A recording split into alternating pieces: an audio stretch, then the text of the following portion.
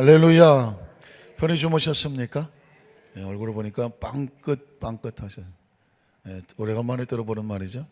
여러분은 잘 모르시지만 제가 여러분들을 보면 얼굴이 아주 빵긋 하십니다.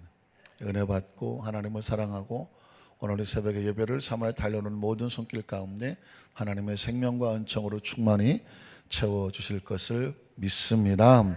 한번 따라 하실까요? 생명을 살리는 입술의 고백.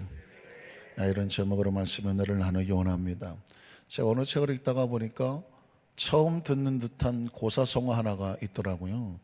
여러분 혹시 구화지문 이런 고사성어를 들어보셨습니까?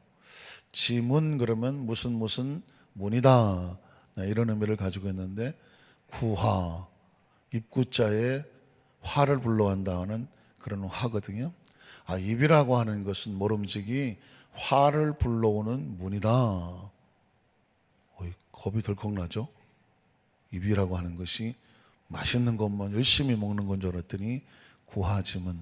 그러니까 옛사람들은 입술에 나오는 말 한마디가 화를 불러올 수 있으니까 항상 말을 조심해라 라고 하는 경고의 경구와 같은 말이 바로 구화지문, 이런 고사상어였습니다. 여러분, 성경은 이미 입술의 고백이 죽고 사는 것조차도 생명, 그 혀에 달렸다 이렇게 말하는 것을 여러분 알고 계시죠? 먼저 우리 시편 34편 12절로 16절 우리 한 번 더 살펴보면은요, 시편 34편 12절로 16절 생명을 사모하고 연수를 사랑하여 복받기를 원하는 사람. 자, 어떻게 하라 그랬나요? 생각이 날까요? 13절에 보니까 내 혀를 악에서 금하며 내 입술을 내 거짓말에서 금할지어다. 자, 혀는 생명과 관련이 있었죠. 악을 버리고 선을 행하며 화평을 찾아 따를지어다. 야훼 눈은 의인을, 그 혀를 생명으로 사용하는 사람이겠죠, 향하시고 그의 귀는 그들의 부르짖음에 그 입술의 고백에 기울이신다고 말씀하고요.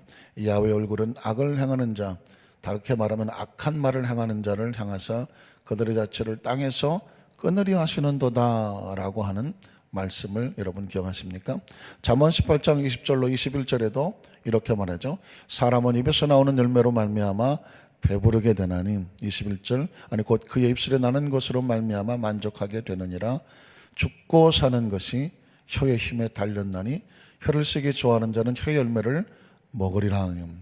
우리 입에서 나오는 말 한마디가 우리의 운명을 판단하고 결정해 놓죠. 죽고 사는 것이 혀의 힘에 달렸다라고 말합니다.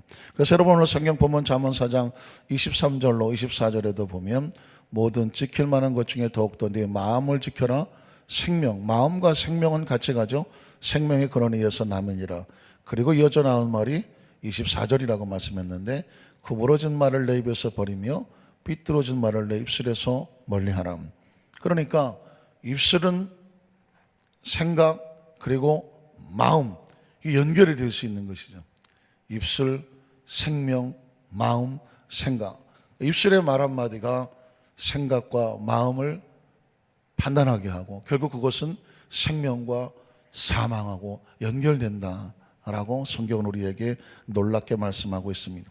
그렇다고 해서 입술의 말이 꼭 우리에게 화만 불러오는 것은 아니죠. 성경은 그 입술의 말 한마디가 얼마나 축복된 것인가라고 고백합니다. 잠언 12장 13절로 14절에 보면 악인은 입술의 허물로 말미암아 그물에 걸려도 의인이 뭘까요? 의인은 그 입술의 지혜로 말미암아 어디에서 벗어날까요? 환난에서 벗어나는 겁니다. 그러니까 입술의 말 한마디가 의로운, 하나님을 경외하며 입술을 정확하게 말할 줄 아는 사람은 환난에서 벗어날 수 있다고 말하고요. 잠언 15장 23절은 이렇게 말하죠. 잠언 15장 23절은 사람은 그 입의 대답으로 말미암아 기쁨을 얻는다. 때에 맞는 말이 얼마나 아름다운가 라고 묻고 있습니다. 그러니까 사람 입술의 말 한마디는 그 올바른 말 한마디, 지혜로운 말 한마디, 정확한 신앙에 근거한 말 한마디는요, 나를 기쁘게 하고 또 다른 사람에게 아름다움을 줄 수도 있다는 것입니다. 한 군데만 더 찾아보면 잠언 16장 24절 보면 선한 말은 꿀송이 같다고 말했습니다. 마음에 달고 뼈에 양약이 된다는 것입니다. 그러니까 말이 죽고 사는 것이 혀에 힘에 달렸다, 권세에 달렸다라고 말하고 있는데, 어떤 말은 자신의 생명을 살릴 뿐 아니라 마음에 달고 약이 된다고 하는 것이죠. 그러니까 말 한마디만, 우리 입술의 말 한마디만 지혜롭게 잘 사용해도 우리의 삶의 환경이 아무리 힘들고 어렵다고 할지라도 양약이 되고 즐거움이 되고 축복의 통로가 되고 환난에서 벗어날 수 있는 놀라운 지혜가 된다는 것을 말씀을 통해서 우리에게 가르쳐 주는 것이죠. 혀만 잘 사용해도 건강하고 장수하고 호정명할 수 있으며 하나님 맡기신 사명들을 잘 끝까지 감당할 수가 있다는 것입니다.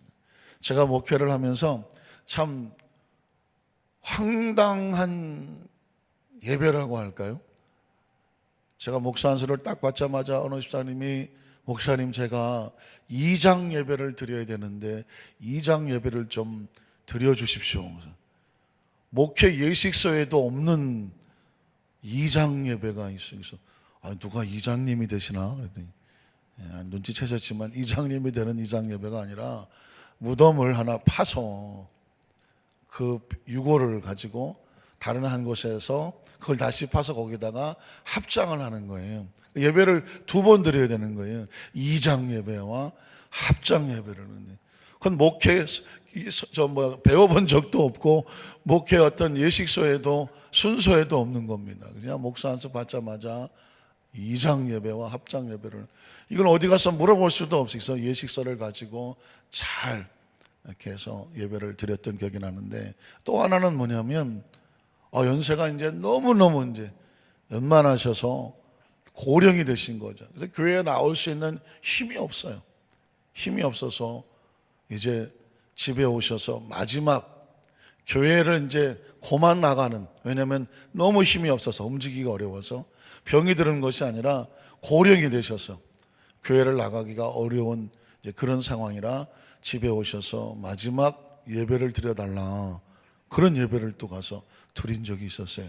그러니까 이 성도님은 이 권사님이든 이제 직분을 가진 권사님은 오랫동안 평생 신앙생활을 하시고 하나님을 잘 섬기셔서 이제는 더 이상 육신이 움직이기가 어려워요. 그러나 마음은 항상 예배드리고 싶지만 몸이 어려워서 그런 거니까 이제껏 예배드렸던 걸 기억하시고 이후에는 어쩔 수 없이 집에서 예배를 드릴 수밖에 없는데 이것이 의미 있는 예배가 되게 하여 주시옵소서 라고 하는 예배도 드려본 적이 있어요. 물론 예식서는 없는데 가만히 생각해 보니까 더 이상 예배 드릴 수 없는 거는 아픔이죠. 그런데 생각해 보니까 축복이더라고요. 더 이상 몸을 못 움직일 때까지 예배를 드렸어. 못 움직이실 때까지 사셨어. 저는 우리 안산교회 성도님들이 모두 그런 예배의 주인공이 되기를 주님의 이름으로 축복합니다.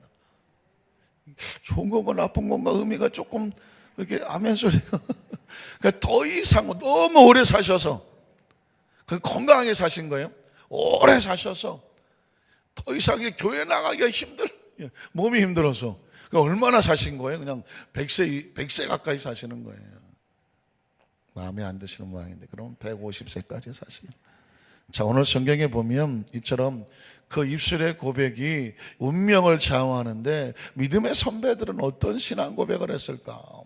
선배들의 모습을 한번 찾아보려고 합니다. 먼저 믿음의 조상 아브라함의 고백을 한번 찾아보겠습니다. 자, 이런 의미를 가지고 생각한다면 그냥 성경서에 기록된 말씀이 아니라 아브라함의 입술의 고백이 얼마나 의미 있는지를, 이게 지금 생명이 될까 사망이 될까, 기쁨이 될까 상처가 될까를 그 입술의 고백이 나오면 우리가 눈치채 볼 수 있습니다. 창세기 22장 4절로 8절에 보면 아브라함의 고백이 나오는 건데요, 제3일에 아브라함의 눈을 들어 그것을 멀리 바라본지라. 그곳이란 뭐냐면 하나님께서 아들 이삭을 드리고 하나님 앞에 제물로 드리라고 했던 그곳입니다. 아들이 죽는 곳인데 이 아브라함은 아들이 죽는 곳을 바라보지 아니하고 하나님께 예배드리는 곳이라고 바라보고 있습니다. 눈에서 떠나가지 않고 있어요. 이에 아브라함이 종들에게 이르되 너희는, 자, 아브라함에 비해서 어떤 말이 나옵니까? 너희는 나귀와 함께 여기서 기다려라. 다시 온다는 거죠. 내가 아이와 함께 이삭과 함께 저기 가서 예배하고 우리가 너희에게로 다시 돌아올 것이다 라고 말했습니다. 자, 아브라함은 이제 내가 저기 가서 예배하고 나 혼자 돌아온다라고 말하지 않고 있죠. 우리가 다시 돌아온다고 말하고 있습니다. 그러니까 이 아브라함의 고백을 통해서 하나님께서 이삭을 요구하셨지만 하나님은 이삭을 죽이지 아니할 것을 고백하고 있는 것입니다. 그리고 생각하고 상상하고 믿고 있는 것이죠. 그 아들과 함께 다시 돌아온다라고 입술로 생각은 할 수가 있어요. 그러나 입술로 고백하고 있습니다. 자, 그 다음 절을 보면은요, 아브라함이 이에 번제나무를 가져다가 그의 아들 이삭에게 지우고 자기는 불과 칼을 손에 들고 두 사람이 동행하더니, 자, 우리는 지금 행동과 함께 입술의 고백을 지금 생각하고 있는 것입니다. 이삭이 그 아버지 아브라함에게 말하여 이르되 내 아버지여 하니 그가 이르되 내 아들아 내가 여기 있노라. 한번 따라 하실까요? 내 아들아 내가 여기 있노라. 이전까지는 이 말이 뭐 그렇게 의미 있게 다가오진 않았어요. 그런데 지금 뭔가 눈치를 채고 뭔가 불안하고 초조하고 그리고 뭔가 흔들리고 있는 아들의 눈빛을 보면서 어쩌면 아버지 아브라함은 이삭에게 그 내용을 다 이야기할 수는 없지만 마음을 실어주고 있습니다. 내 아들아 나는 너를 떠나지 아니하고 네 옆에 여기 있다라고 말하는 것 같아요. 어떠십니까? 내 아들아 너는 혼자가 아니야. 결국 혼자 둘 수 없어. 아버지가 여기 너와 함께 있겠네. 아들이 죽으면 아브라함이 혼자 내려오겠습니까? 네가 죽으면 나도 죽을 것이고 그리고 나는 너와 항상 함께 있을 것이다. 어떻습니까? 우리 아들들에게 우리 자녀들에게 혹시 이렇게 말해주면 어떨까요? 아들아 아버지는 항상 너와 함께 있다.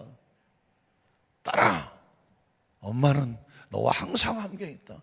엄마 아빠는 항상 너와 함께 있다. 어떻게 들리십니까? 지금 아브라함은 입술의 고백을 하고 있는 거죠. 너를 떠나지 않을 거다라고 하는 아버지의 마음이 어쩌면 하나님 들으라고 하시는 것처럼 고백될 수도 있겠죠. 그 다음 절은 어떻습니까? 불과 남은 일거니와 번제할 어린 양은 어디 있습니까? 이렇게 물어보는 아들 이삭의 마음은 흔들리지 않겠습니까?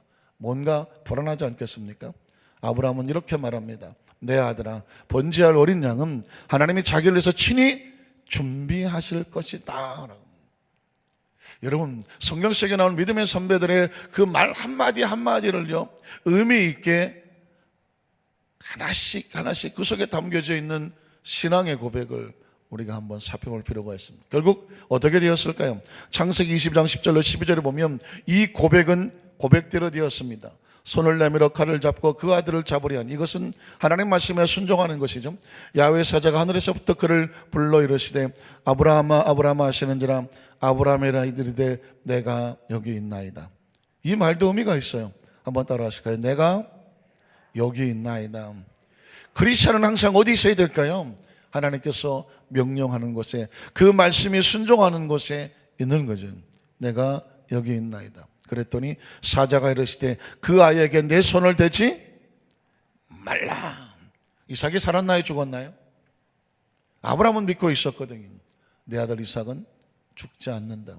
그에게 아무 일도 하지 말라. 내가 내 아들 내 독자까지 내게 아끼지 아니하였으니 내가 이제 내가 하나님을 경외하는 줄을 아노라. 그 입술의 고백이 하나님의 말씀에 순종하며 자기 아들을 살리고 있습니다. 결국 누가 살았나요?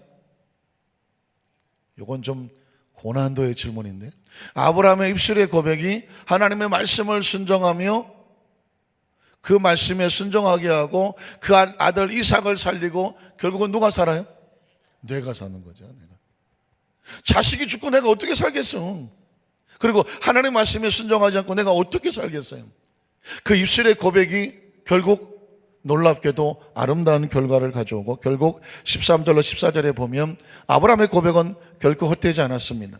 아브라함의 눈을 들어 살펴본 즉 한 숫양이 뒤에 있는데 뿔이 숯불에 걸려 있는지라 아브라함이 가서 그 숫양을 가져다가 아들을 내선하여 번제로 드렸더라. 아브라함의 그 땅 이름을 야훼 이르라 하였으므로 오늘까지 사람들의 이기를 야훼 산에서 준비되리라 하더라. 나중에 아브라함을 만나면 이거 한번 물어보세요. 이 순양을 과연 그곳에 있는 걸 보고 아브라함이 말했을까? 아니면 아브라함이 고백했기 때문에 하나님의 순양을 예비해 놓으셨을까? 어떤 게 먼저일까요? 그건 몰라놔도 중요한 것은 아브라함은 고백을 했어요. 그런데 놀랍게도 그 입술의 고백대로 그 양은 그 모리아산에 준비가 되어 있었어요. 어떤 게 먼저인지는 모르겠어요. 그러나 중요한 것은 하나님은 아브라함의 고백을 듣고 계셨고, 그 고백은 신앙의 고백이 된 것이죠.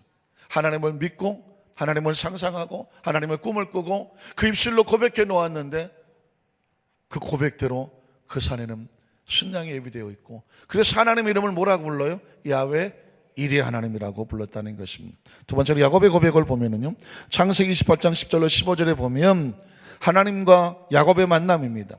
야곱이 부엘셉에서 떠나 하란으로 향하여 가더니 한 곳에 이르러서는 해가 진지라 거기서 유숙하려고 그곳에 한 돌을 가져다가 베개로 삼고 거기 누워 자더니, 여러분 기억하신 것처럼 홀로 남아 낯설은 곳에서 돌을 베고 자야 되는 처절하고 눈물 나는 상황. 그런데 하나님께서 꿈에 이 야곱을 만나 주시는 것이죠. 꿈에 본 적 사닥다리가 땅 위에 섰는데 그 꼭대기가 하늘에 닿았고, 또 본 적 하나님의 사자들이 그 위에서 오르락내리락 하고, 또 본 적 야훼께서 그 위에 서서 이르시되 나는 야훼는 너희 조상 아브라함의 하나님이요 이삭의 하나님이라. 내가 누워있는 땅을 내가 너와 내 자손에게 주리니 내 자손이 땅에 티끌같이 되어 내가 서쪽과 동쪽과 북쪽과 남쪽으로 퍼져나갈 것이며 땅의 모든 족속이 너와 내 자손을 말미암아 복을 받을 것이다. 내가 너와 함께 있어 내가 어디로 가든지 너를 지키며 너를 이끌어 이 땅으로 돌아오게 할지라. 내가 내게 허락한 것을 다 이루기까지 너를 떠나지 아니하리라 하신지는. 저는 이 말씀이 너무너무 귀하고 감사한 건 뭐냐면, 혹시 인생의 삶을 살아가는데 의지하던 것, 인간적으로 의지하던 것, 소유했던 것, 인간적이었던 것에 내가 이것은 내 것이라고 생각하고 이것이 나를 보호할 거로 생각했던 것이 다 놓아버리고 홀로 남아서 정든 곳을 떠나서 낯설고 물서른 곳에서 아무도 없는 곳에서 돌베개를 베고 누워서 잠을 자야 되는, 어쩌면 인생의 처절하게 홀로 남은 고통과 아픔 속에 있는 심정 속에 있을 때 하나님께서 그에게 하시는 것은 뭘까요? 역시 입술의 고백이었어요. 하나님도 우리에게 고백해 주시는 것이죠. 그 입술의 고백으로 우리의 심령 속에 들려주시는 것입니다. 내가 너와 함께 있어. 들리십니까? 내가 너와 함께 있어. 내가 어디로 가든지 내가 너를 지켜줄 것이고 너를 떠나지 아니할 것이며 내게 약속한 것을 다 이루고 그것을 이룰 때까지 너를 버리지 아니할 것이며, 그럼 내가 너를 다시 이곳으로 돌아오게 할 것입니다. 저는 거기서 회복이라는 단어가 생겨요. 한번 따라하실까요? 우리를 회복시켜 주시는 하나님. 기억하세요. 기도하는 백성에게, 하나님 앞에 이런 신앙의 고백을 할 줄 아는 백성들에게는 하나님은 회복케 하십니다. 잃은 것이 있습니까? 회복시켜 주실 거예요. 떠난 곳이 있습니까? 회복시켜 주실 것입니다. 여러분 마음에 소원하시는 것이 있습니까? 하나님 안에서 있다고 한다면 하나님은 여러분에게 듣게 하십니다. 그리고 고백해 주십니다. 너와 그것을 이룰 때까지 내가 너를 떠나지 아니하고 버리지 아니할 것이다. 자, 그러면 하나님의 말씀은 알겠는데 야곱의, 우리 선배 야곱의 고백은 어떻을까요? 창세기 28장 16절 21절에 보면 굉장히 중요한 고백입니다. 야곱이 이런 고백을 했습니다. 야곱이 잠에서 깨어르되 야훼께서 과연 여기 계시거늘 내가 알지 못하였도다. 한번 따라 하실까요? 야훼께서 과연 여기 계시거늘 내가 알지 못하였도다. 뒤집어 말하면 하나님이 지금 누구와 함께 계신다. 지금 내가 슬피 울고 있는 그 들판, 아무도 없는 줄 알았던데 여기도 계신다는 것이죠. 이 고백이 오늘 저와 여러분의 고백이 되기를 주님의 이름으로 축원합니다. 왜 두렵습니까? 왜 걱정됩니까? 왜 눈물 납니까? 왜 서글픕니까? 왜 낙심됩니까? 하나님과 멀다고 생각하니까, 하나님이 지금 나를 기억하지 못할지도 모른다고 생각하니까, 지금 나 혼자 철철하게 이 사망의 음침한 골짜기에 구렁텅이에 홀로 떨어져 있다고 생각을 하니까, 그래서 눈물이 나거든요. 그래서 두렵거든요. 그래서 걱정이 되거든요. 그래서 잠을 이루지 못하거든요. 그래서 염려가 된단 말입니다. 그런데 오늘 야곱, 실제 현실은 그런 것 같았는데 하나님께서 꿈에 나타나셔서 내가 과연 널 버리지 않냐고 떠나지 않는다고 말했습니다. 기억하십시오. 하나님은 버리지 않습니다. 혹시 사람은, 다윗은 그렇고 했거든요. 나를 낳아준 내 부모가 피덩어리 같은 나를 버린다고 할지라도, 혹시 나를 잊는다고 할지라도 하나님은 나를 버리지 아니하고 떠나지 아니하신다. 믿으십니까? 그 다음 절에 보면 야곱은 이렇게 고백했습니다. 이에 두려워 이르되 두렵도다. 이것은 다름 아닌 하나님의 집이요 이는 하늘의 문이라는. 하나님의 사람이 입술을 열어서 기도한다면 그것은 하나님과 통하는 하늘의 문이에요. 저는 제가 4차원의 신앙에 대해서 얘기하면은 막 가슴이 벌렁거린다고 그랬잖아요. 야곱이 이런 모를 썼다니까요. 하늘의 문, 하나님의 집은 알겠어. 우리가 늘 하나님의 집에 있으니까. 그런데 하늘의 문이라는 단어를 들어보셨습니까? 한번 따라하실까요? 하늘의 문. 하늘의 문. 하늘의 문이 뭐예요? 하늘이 열리는 문이죠. 하늘은 딴 것이 아닙니다. 하나님의 나라라니까. 이 땅의 나라와 하나님의 나라가 연결이 되려면 뭐가 있어야 돼요? 문이 있어야죠. 문. 근데 다윗은 알았어요. 하나님 백성들이 기도하는 것은 하나님과 통하는, 사닥다리가 그래서 나오지 않아요? 통하는 문이다. 여러분과 우리의 입술의 고백이, 그것이 기도가 하늘의 문을 열고, 믿으십니까?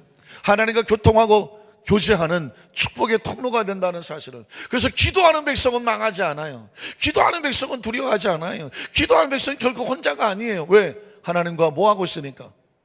통하고 있으니까. 저는 깜짝 놀랐어요. 야, 야곱이 이런 말을 쓸 줄 알았을까? 이곳이 하늘의 문이라고 한 얘기는 야곱은 지금 허허 벌판에 홀로 있지 않아요. 하늘과 통하는 곳이기 때문에 그것은 더 이상 허허 벌판이 아니에요. 루스라고 하는 이름 없는 땅이 나중에 혹시 무슨 이름으로 바뀌는지 아십니까? 베델이라고 하는 이름으로 바뀌는 것입니다. 베델은 많이 들어보셨죠? 하나님의 집이란 뜻입니다. 그러니까 저와 여러분이 무명한 자 같지만 하나님 앞에서 입술의 고백으로 기도로 통할 수 있으면 여러분과 저는 더 이상 무명한 자가 아니라 루스라고 하는 낯설은 곳이 아니라 베델이라고 하는 하나님의 집이 되는 것이고 하늘의 문이 됩니다. 왜? 이곳 하나님의 성령님을 모시니까 하늘의 집이 되고 하나님과 교통할 수 있으니까 우리가 바로 하늘의 문이에요.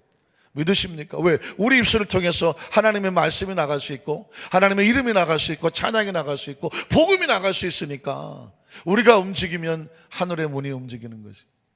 믿으십니까? 새벽이라 조금 서로 쳐다보기 그렇지만 원체 빵긋빵긋 하시니까 그래서 적어도 한 두 분 이상 바라보시면서 당신은 하늘의 문입니다. 당신을 통해서 하늘이 나갑니다. 하늘이 전파됩니다. 복음이 전파됩니다. 하나님이 전파됩니다. 예수님이 전파됩니다. 믿으십니까? 그러니까 크리스찬의 입술의 고백은요 절대로 무의미하지 않아요. 아브라함은 신앙의 고백이었고요, 야곱은 기도의 고백이었습니다. 그것은 다 하늘과 통하는 것이었습니다. 여러분, 그 고백은 어땠습니까? 창세기 32장 10절에 보면 야곱의 고백을 하나님께서 들으시고 나는 주께서 죄족이 베푸신 모든 은총과 모든 진실하심을 조금도 감당할 수 없사오니 내가 내 지팡이만 가지고 요단을 건너렸더니 지금은 2때나 이르는 거부가 되었다고 말했습니다. 홀로 두지 않고 버리지 않냐고 회복하고 채우겠다고 말했는데 어떻게 됐을까요? 그대로 되었습니다. 믿으십니까? 또 창세기 32장 13절로 1절로 4절에 보면 33장이죠. 1절로 4절에 보면 야곱의 눈을 들어보니 에서가 400명의 장정을 거느리고 오고 있는지라 그의 자식들을 나누어 레와와 야헬과 두 여종에게 맡기고 여종들과 그들의 자식들은 앞에 두고 레와와 그의 자식들은 다음에 두고 워낙 자식도 많고 마누라도 많아갖고 그냥 읽기가 복잡하니 다음에 두고 라헬과 요셉은 뒤에 두고 뭐 하여튼간에 앞뒤로 열심히 뒀습니다. 자기는 그들 앞에서 나아가되 중요한 것은 뒤에 서 있지 않냐고 그들 앞에 나갔다는 것입니다. 몸을 7번 땅에 굽히며 그 형 에서에게 가까이 가니 에서가 달려와서 그를 맞이하여 안고 목을 어긋 맞추어 그와 입 맞추고 서로 울었더라. 20년 원한이 깨끗이 풀어지는 장면이죠. 그러니까 하나님은요 야곱의 입술의 고백을 들었고 그 입술의 고백을 하나도 들어듣지 않았습니다. 이루어지게 했습니다. 여러분, 말씀을 정리하려고 합니다. 크리스찬의 입술의 고백은 그냥 우리도 사람이니까 그냥 입에서 나오는 대로 함부로 말할 수 있어요. 그런데 크리스찬의 입술의 고백은 의미가 다르다. 왜냐하면 그 입술의 고백은 세상 사람들도 구화지문이라고 그래서 지혜로운 사람은 말을 가려서 했다. 왜? 잘못 말하는 것은 내게 화를 불러오고 그 중요한 말이 생명을 살린 걸 알았기 때문에 옛사람들은 말을 중요시 여겼다. 그건 누가 가르쳐줘서가 아니라 삶의 현장 속에 벌어지는 실제였기 때문이죠. 그러나 우리는 세상의 어른 고사성어를 통해서 지혜를 얻는 것이 아니라 하나님의 말씀을 통해서 선포되는 것은 입술의 고백은 생명과 사망을 결단하게 하더라.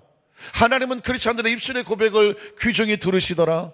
크리스찬의 고백은 그냥 말하는 것이 아니라 평상시 말도 신앙의 고백입니다. 한번 따라하세요. 크리스찬의 입술의 고백은 나오는 것이 신앙의 고백입니다. 무슨 말을 하든, 교회에서 말하지 않아도, 사도신경을 하지 않아도, 어디 가서 누구랑 말하더라도 그 말은 신앙 고백입니다. 그 속에서 저 사람은 하나님을 믿는 사람이구나, 안 믿는 사람이 느낄 수 있어야 되고요. 두 번째 크리스찬의 신앙의 고백은 그 자체가 기도예요. 우리 입에서 나가는 말은 하나님 앞에 드려지는 기도와 같습니다. 믿으십니까? 그러니까 그냥 말할 수 없죠. 입술의 고백은 하나님께서 듣고 계시고 기도한 대로 이루어지는 거니까 입술의 고백은 기도와 같습니다. 그리고 세 번째로 크리스찬의 입술의 고백은 뭐냐면 전도가 되는 것입니다. 무슨 예수 믿고 구원 받으세요 따로 말하지 않더라도 입술의 고백은 하나님을 전파하는 하늘의 문이 되니까 그 자체가 전도가 되는 것입니다. 그러니 오늘 저와 여러분에게 하나님이 주시는 말씀은 우리에게 어마어마한 능력을 우리 입술에 주신 것이죠.